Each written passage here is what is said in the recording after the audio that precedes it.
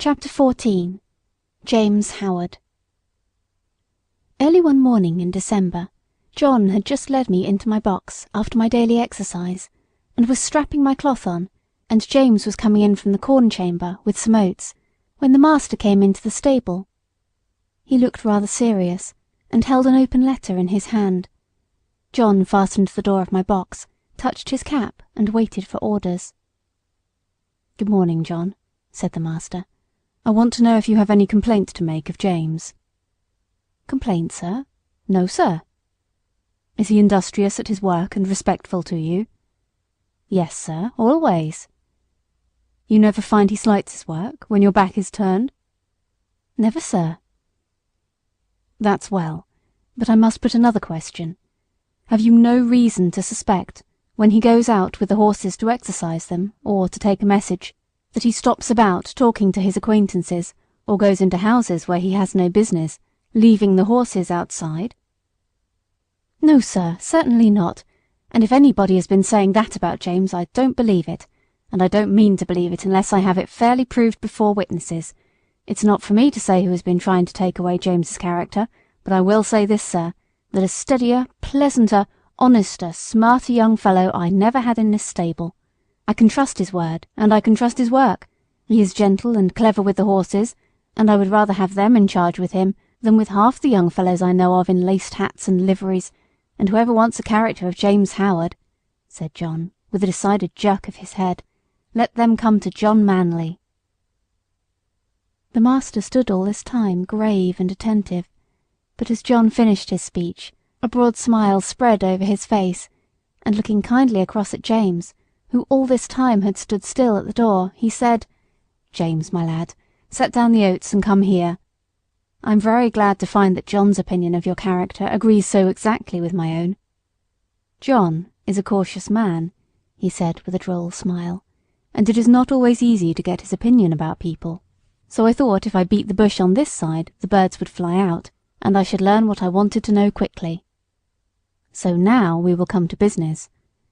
I have a letter from my brother-in-law, Sir Clifford Williams, of Clifford Hall. He wants me to find him a trustworthy young groom, about 20 or 21, who knows his business. His old coachman, who has lived with him 30 years, is getting feeble, and he wants a man to work with him and get into his ways, who would be able, when the old man was pensioned off, to step into his place. He would have 18 shillings a week at first, a stable suit, a driving suit, a bedroom over the coach-house, and a boy under him. Sir Clifford is a good master, and if you could get the place it would be a good start for you. I don't want to part with you, and if you left us I know John would lose his right hand." "That I should, sir," said John, "but I would not stand in his light for all the world." "How old are you, James?" said master. 19 next May, sir." "That's young. What do you think, John?" "Well, sir, it is young, but he is as steady as a man, and is strong and well grown, and though he has not had much experience in driving, he has a light firm hand and a quick eye, and he is very careful, and I am quite sure no horse of his will be ruined for want of leaving his feet and shoes looked after." "Your word will go the furthest, John," said the master, "for Sir Clifford adds in a postscript, 'If I could find a man trained by your John, I should like him better than any other.' So, James, lad, think it over, talk to your mother at dinner time, and then let me know what you wish." In a few days after this conversation, it was fully settled that James should go to Clifford Hall, in a month or 6 weeks, as it suited his master, and in the meantime he was to get all the practice in driving that could be given to him. I never knew the carriage to go out so often before. When the mistress did not go out the master drove himself in the 2-wheeled chaise, but now, whether it was the master or the young ladies, or only an errand, Ginger and I were put in the carriage, and James drove us. At the first John rode with him on the box, telling him this and that, and after that James drove alone. Then it was wonderful what a number of places the master would go to in the city on Saturday, and what queer streets we were driven through. He was sure to go to the railway station, just as the train was coming in, and cabs and carriages, carts and omnibuses were all trying to get over the bridge together. That bridge wanted good horses and good drivers when the railway bell was ringing, for it was narrow, and there was a very sharp turn up to the station, where it would not have been at all difficult for people to run into each other if they did not look sharp and keep their wits about them. End of chapter 14. Chapter 15. The Old Ostler. After this, it was decided by my master and mistress to pay a visit to some friends who lived about 46 miles from our home, and James was to drive them. The first day we travelled 32 miles. There were some long, heavy hills, but James drove so carefully and thoughtfully that we were not at all harassed. He never forgot to put on the brake as we went downhill, nor to take it off at the right place. He kept our feet on the smoothest part of the road, and if the uphill was very long, he set the carriage wheels a little across the road, so as not to run back, and gave us a breathing. All these little things help a horse very much, particularly if he gets kind words into the bargain. We stopped once or twice on the road, and just as the sun was going down, we reached the town where we were to spend the night. We stopped at the principal hotel, which was in the market-place. It was a very large one. We drove under an archway into a long yard, at the further end of which were the stables and coach-houses. 2 ostlers came to take us out. The head ostler was a pleasant, active little man, with a crooked leg and a yellow-striped waistcoat. I never saw a man unbuckle harness as quickly as he did, and with a pat and a good word he led me to a long stable, with 6 or 8 stalls in it, and 2 or 3 horses. The other man brought Ginger. James stood by while we were rubbed down and cleaned. I never was cleaned so lightly and quickly as by that little old man. When he had done, James stepped up and felt me over, as if he thought I could not be thoroughly done, but he found my coat as clean and smooth as silk. "Well," he said, "I thought I was pretty quick, and our John quicker still, but you do beat all I ever saw for being quick and thorough at the same time." "Practice makes perfect," said the crooked little ostler, "and 'twould be a pity if it didn't. 40 years' practice and not perfect, ha! That would be a pity. And as to being quick, why, bless you, that is only a matter of habit. If you get into the habit of being quick, it is just as easy as being slow. Easier, I should say. In fact, it doesn't agree with my health to be hulking about over a job twice as long as it need take. Bless you, I couldn't whistle if I crawled over my work as some folks do. You see, I have been about horses ever since I was 12 years old, in hunting stables and racing stables, and being small, you see, I was jockey for several years. But at the Goodwood, you see, the turf was very slippery, and my poor larkspur got a fall, and I broke my knee, so of course I was of no more use there. But I could not live without horses, of course I couldn't, so I took to the hotels, and I can tell ye it is a downright pleasure to handle an animal like this, well-bred, well-mannered, well cared for. Bless ye, I can tell how a horse is treated. Give me the handling of a horse for 20 minutes, and I'll tell you what sort of groom he has had. Look at this one. Pleasant, quiet, turns about just as you want him, holds his feet up to be cleaned out, or anything else you please to wish. Then you'll find another fidgety, fretty, won't move the right way, or starts across the stall, tosses up his head as soon as you come near him, lays his ears and seems afraid of you, or else squares about at you with his heels. Poor things! I know what sort of treatment they have had. If they are timid, it makes them start or shy. If they are high-mettled, it makes them vicious or dangerous. Their tempers are mostly made when they are young. Bless you, they are like children. Train them up in the way they should go, as the good book says, and when they are old they will not depart from it if they have a chance. "I like to hear you talk," said James. "That's the way we lay it down at home at our master's." "Who is your master, young man, if it be a proper question? I should judge he is a good one from what I see." "He is Squire Gordon of Birtwick Park, the other side of the Beacon Hills," said James. "Ah, so, I've heard tell of him. Fine judge of horses, ain't he? The best rider in the county." "I believe he is," said James, "but he rides very little now, since the poor young master was killed." "Ah, poor gentleman, I read all about it in the paper at the time. A fine horse killed too, wasn't there?" "Yes," said James, He was a splendid creature, brother to this one, and just like him." "Pity, pity," said the old man. "'Twas a bad place to leap, if I remember. A thin fence at top, a steep bank down to the stream, wasn't it? No chance for a horse to see where he is going. Now, I'm for bold riding as much as any man, but still there are some leaps that only a very knowing old huntsman has any right to take. A man's life and a horse's life are worth more than a fox's tail. At least I should say they ought to be." During this time the other man had finished Ginger, and had brought our corn, and James and the old man left the stable together.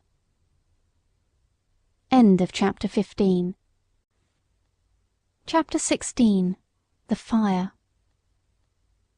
Later on in the evening a traveller's horse was brought in by the second ostler, and while he was cleaning him, a young man with a pipe in his mouth lounged into the stable to gossip. "I say, Towler," said the ostler, "just run up the ladder into the loft and put some hay down into this horse's rack, would you? Only lay down your pipe." "All right," said the other, and went up through the trap door, and I heard him step across the floor overhead and put down the hay. James came in to look at us the last thing, and then the door was locked. I cannot say how long I had slept, nor what time in the night it was, but I woke up very uncomfortable, though I hardly knew why. I got up. The air seemed all thick and choking. I heard Ginger coughing, and one of the other horses seemed very restless. It was quite dark and I could see nothing, but the stable seemed full of smoke, and I hardly knew how to breathe. The trap-door had been left open, and I thought that was the place it came through. I listened, and heard a soft rushing sort of noise, and a low crackling and snapping. I did not know what it was, but there was something in the sound so strange that it made me tremble all over. The other horses were all awake. Some were pulling at their halters, others stamping. At last I heard steps outside, and the ostler who had put up the traveller's horse burst into the stable with a lantern, and began to untie the horses and try to lead them out, but he seemed in such a hurry, and so frightened himself, that he frightened me still more. The first horse would not go with him. He tried the second and third, and they too would not stir. He came to me next, and tried to drag me out of the stall by force. Of course that was no use. He tried us all by turns, and then left the stable. No doubt we were very foolish, but danger seemed to be all round, and there was nobody we knew to trust in, and all was strange and uncertain. The fresh air that had come in through the open door made it easier to breathe, but the rushing sound overhead grew louder, and as I looked upward through the bars of my empty rack, I saw a red light flickering on the wall. Then I heard a cry of "Fire!" outside, and the old ostler quietly and quickly came in. He got one horse out, and went to another, but the flames were playing round the trap-door, and the roaring overhead was dreadful. The next thing I heard was James's voice, quiet and cheery as it always was. "Come, my beauties, it is time for us to be off, so wake up and come along." I stood nearest the door, so he came to me first, patting me as he came in. "Come, Beauty, on with your bridle, my boy, we'll soon be out of this smother." It was on in no time. Then he took the scarf off his neck and tied it lightly over my eyes, and patting and coaxing he led me out of the stable. Safe in the yard, he slipped the scarf off my eyes and shouted, "Here, somebody, take this horse while I go back for the other."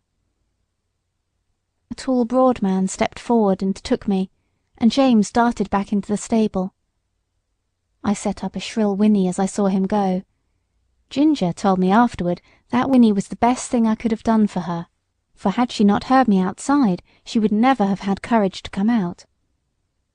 There was much confusion in the yard, the horses being got out of other stables, and the carriages and gigs being pulled out of houses and sheds, lest the flames should spread further. On the other side the yard windows were thrown up, and people were shouting all sorts of things, but I kept my eye fixed on the stable door, where the smoke poured out thicker than ever, and I could see flashes of red light. Presently I heard above all the stir and din a loud, clear voice, which I knew was master's. James Howard! James Howard! Are you there?" There was no answer, but I heard a crash of something falling in the stable, and the next moment I gave a loud, joyful neigh, for I saw James coming through the smoke leading Ginger with him. She was coughing violently, and he was not able to speak. "My brave lad," said master, laying his hand on his shoulder. "Are you hurt?" James shook his head, for he could not yet speak. "Ah," said the big man who held me, "he is a brave lad, and no mistake." "And now," said master, "when you have got your breath, James, we'll get out of this place as quickly as we can." And we were moving towards the entry, when from the market-place there came a sound of galloping feet and loud rumbling wheels. "'Tis the fire engine! The fire engine!" shouted 2 or 3 voices. "Stand back! Make way!" And clattering and thundering over the stones, 2 horses dashed into the yard with a heavy engine behind them. The firemen leaped to the ground. There was no need to ask where the fire was. It was rolling up in a great blaze from the roof. We got out as fast as we could into the broad, quiet market-place. The stars were shining, and except the noise behind us, all was still. Master led the way to a large hotel on the other side, and as soon as the ostler came, he said, "James, I must now hasten to your mistress. I trust the horses entirely to you. Order whatever you think is needed." And with that he was gone. The master did not run, but I never saw mortal man walk so fast as he did that night. There was a dreadful sound before we got into our stalls, the shrieks of those poor horses that were left burning to death in the stable. It was very terrible, and made both Ginger and me feel very bad. We, however, were taken in and well done by. The next morning the master came to see how we were, and to speak to James. I did not hear much, for the ostler was rubbing me down, but I could see that James looked very happy, and I thought the master was proud of him. Our mistress had been so much alarmed in the night that the journey was put off till the afternoon, so James had the morning on hand, and went first to the inn to see about our harness and the carriage, and then to hear more about the fire. When he came back, we heard him tell the ostler about it. At first no one could guess how the fire had been caused, but at last a man said he saw Dick Towler go into the stable with a pipe in his mouth, and when he came out he had not one, and went to the tap for another. Then the under ostler said that he had asked Dick to go up the ladder to put down some hay, but told him to lay down his pipe first. Dick denied taking the pipe with him, but no one believed him. I remember our John Manley's rule never to allow a pipe in the stable, and thought it ought to be the rule everywhere. James said the roof and floor had all fallen in, and that only the black walls were standing. The 2 poor horses that could not be got out were buried under the burnt rafters and tiles. End of chapter 16. Chapter 17. John Manley's Talk. The rest of our journey was very easy, and a little after sunset we reached the house of my master's friend. We were taken into a clean, snug stable. There was a kind coachman who made us very comfortable, and who seemed to think a great deal of James when he heard about the fire. "There is one thing quite clear, young man," he said. "Your horses know who they can trust. It is one of the hardest things in the world to get horses out of a stable when there is either fire or flood. I don't know why they won't come out, but they won't, not 1 in 20. We stopped 2 or 3 days at this place, and then returned home. All went well on the journey. We were glad to be in our own stable again, and John was equally glad to see us. Before he and James left us for the night, James said, "I wonder who is coming in my place." "Little Joe Green at the lodge," said John. "Little Joe Green? Why, he's a child."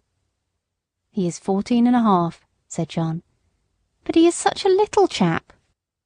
"Yes, he is small, but he's quick and willing and kind-hearted too, and then he wishes very much to come, and his father would like it, and I know the master would like to give him the chance. He said if I thought he would not do, he would look out for a bigger boy, but I said I was quite agreeable to try him for 6 weeks. 6 weeks? Said James. Why, it'll be another 6 months before he can be made of much use. It will make you a deal of work, John. Well, said John with a laugh, work and I are very good friends. I never was afraid of work yet. You are a very good man, said James. I wish I may ever be like you. I don't often speak for myself, said John, but as you are going away from us into the world to shift for yourself, I'll just tell you how I look on these things. I was just as old as Joseph when my father and mother died of the fever within 10 days of each other, and left me and my crippled sister Nellie alone in the world, without a relation we could look to for help. I was a farmer's boy, not earning enough to keep myself, much less both of us, and she must have gone to the workhouse, but for our mistress. Nellie calls her angel, and she has good right to do so. She went and hired a room for her with old Willow Mallet, and she gave her knitting and needlework to do when she was able to do it, and when she was ill she sent her dinners and many nice comfortable things, and was like a mother to her. Then the master he took me into the stable under old Norman, the coachman that was then. I had my food at the house and my bed in the loft, and a suit of clothes and 3 shillings a week so that I could help Nellie. Then there was Norman. He might have turned around and said at his age he could not be troubled with a raw boy from the plough-tail, but he was like a father to me, and took no end of pains with me. When the old man died, some years after, I stepped into his place, and now of course I have top wages, and can lay by for a rainy day or a sunny day as it may happen, and Nellie is as happy as a bird. So you see, James, I am not the man that should turn up his nose at a little boy, and vex a good, kind master. No, no, I shall miss you very much, James, but we shall pull through, and there's nothing like doing a kindness when 'tis put in your way, and I am glad I can do it. Then, said James, you don't hold with that saying, everybody look after himself and take care of number one? No, indeed, said John. Where should I and Nellie be if master and mistress and old Norman had only taken care of number one? Why, she in the workhouse and I hoeing turnips. Where would Black Beauty and Ginger be if you had only thought of number one? Why, roasted to death. No, Jim, no, that is a selfish, heathenish saying, whoever uses it, and any man who thinks he has nothing to do but take care of number one, why, it's a pity but what he had been drowned like a kitten or a puppy before he got his eyes open. That's what I think, said John, with a very decided jerk of his head. James laughed at this, but there was a thickness in his voice when he said, "You have been my best friend except my mother. I hope you won't forget me." "No, lad, no," said John, "and if ever I can do you a good turn, I hope you won't forget me." The next day Joe came to the stables to learn all he could before James left. He learned to sweep the stable, to bring in the straw and hay. He began to clean the harness, and helped wash the carriage. As he was quite too short to do anything in the way of grooming Ginger and me, James taught him upon Merrylegs, for he was to have full charge of him under John. He was a nice little bright fellow, and always came whistling to his work. Merrylegs was a good deal put out at being mauled about, as he said, by a boy who knows nothing. But toward the end of the second week he told me confidentially that he thought the boy would turn out well. At last the day came when James had to leave us. Cheerful as he always was, he looked quite downhearted that morning. "You see," he said to John, "I'm leaving a great deal behind. My mother and Betsy and you and a good master and mistress, and then the horses, and my old Merrylegs. At the new place there will not be a soul that I shall know. If it were not that I shall get a higher place, and be able to help my mother better, I don't think I should have made up my mind to it. It is a real pinch, John." "Ay, James, lad, that it is, but I should not think so much of you if you could leave your home for the first time and not feel it. Cheer up, you'll make friends there, and if you get on well, as I am sure you will, it will be a fine thing for your mother, and she will be proud enough that you have got into such a good place as that." So John cheered him up, but everyone was sorry to lose James. As for Merrylegs, he pined after him for several days, and quite went off his appetite. So John took him out several mornings with a leading rein, when he exercised me, and, trotting and galloping by my side, got up the little fellow's spirits again, and he was soon all right. Joe's father would often come in and give a little help, as he understood the work, and Joe took a great deal of pains to learn, and John was quite encouraged about him. End of chapter 17.